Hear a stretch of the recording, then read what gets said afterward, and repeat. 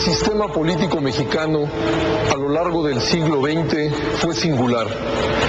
A diferencia de los sistemas políticos de América Latina, el nuestro fue incluyente. Mientras en América Latina se sucedieron democracias frágiles y dictaduras militares que excluyeron y reprimieron a las masas, en nuestro caso se tejió una red de alianzas con obreros, campesinos y empresarios.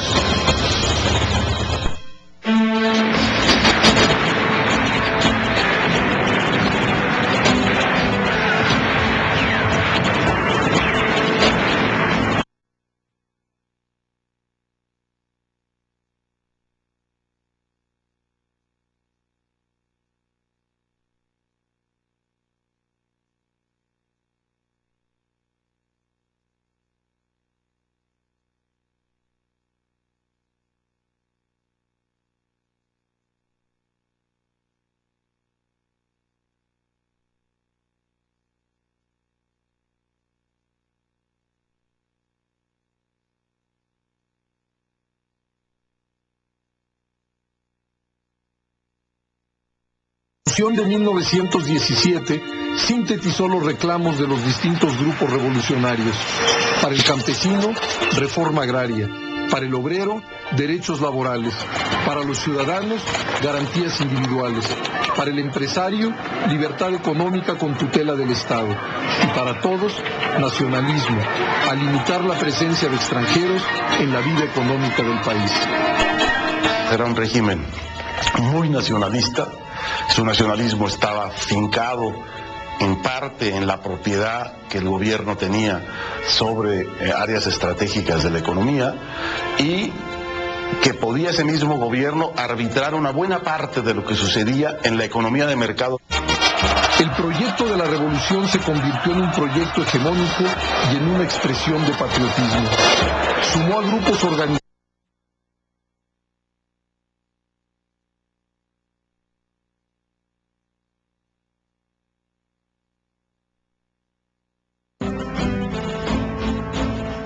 Noticieros Televisa presenta la serie México, la historia de su democracia. Mientras que las dictaduras latinoamericanas usaron la represión para desalentar, contener o detener a los sectores populares, el régimen mexicano incorporó deliberadamente a las masas a la vida política y tejió una red de alianzas, principalmente con los obreros, los campesinos y los empresarios.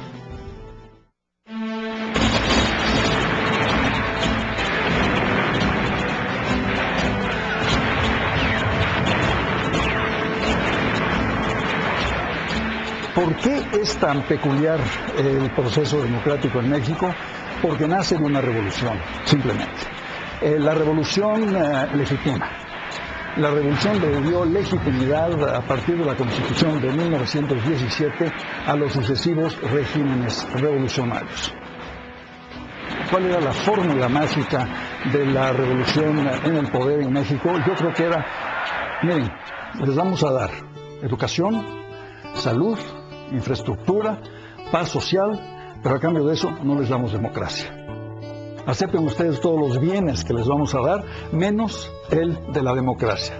Y el sistema funcionó, pues había una continuidad de los regímenes revolucionarios y que ofrecían y daban esta promesa de estabilidad, de paz, de desarrollo, pero sin democracia. El apoyo al régimen siempre estuvo acompañado de la posibilidad de influir en las decisiones gubernamentales y obtener beneficios materiales y simbólicos. Eso facilitó la cooptación de individuos y grupos organizados, conducir los cambios con mayor facilidad y encauzar la energía de las masas populares. Pues era un autoritarismo incluyente. El hecho de que todos podían entrar ahí mientras aceptaran las reglas centrales del juego. No había discriminación por ser de izquierda, por ser de derecha, católico, ateo, simpatizante del marxismo o del fascismo. Solamente los extremos se quedaban fuera y los no disciplinados.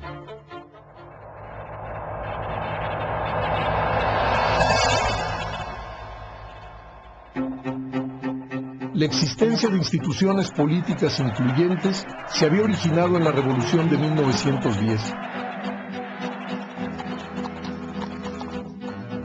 El porfiriato había logrado pacificar al país después de décadas de guerras civiles e invasiones y había logrado un apreciable crecimiento económico.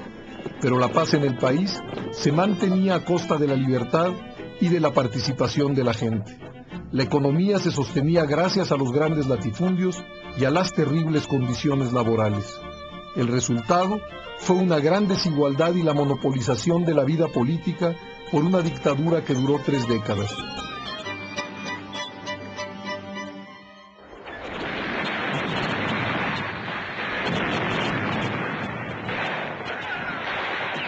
La revolución fue una reacción a esa desigualdad y a la falta de oportunidades políticas. Una de las principales demandas de los revolucionarios fue la democracia, como lo evidencia el lema maderista: sufragio efectivo, no reelección. El gobierno de Francisco I. Madero fue, sin embargo, inestable. No fue capaz de desmantelar al aparato militar porfirista ni de satisfacer las demandas de algunas de las facciones revolucionarias.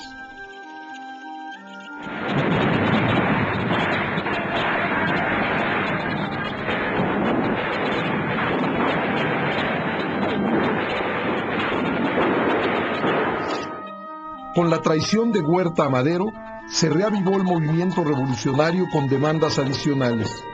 Villistas y zapatistas pedían el reparto de la tierra.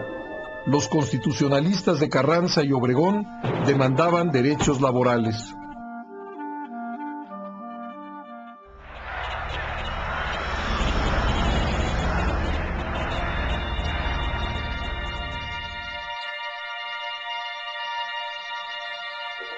En varios sentidos, la Constitución de 1917 sintetizó los reclamos de los distintos grupos revolucionarios.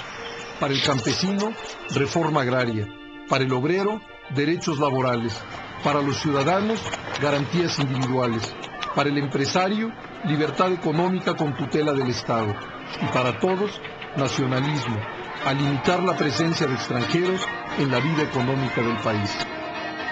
Era un régimen muy nacionalista.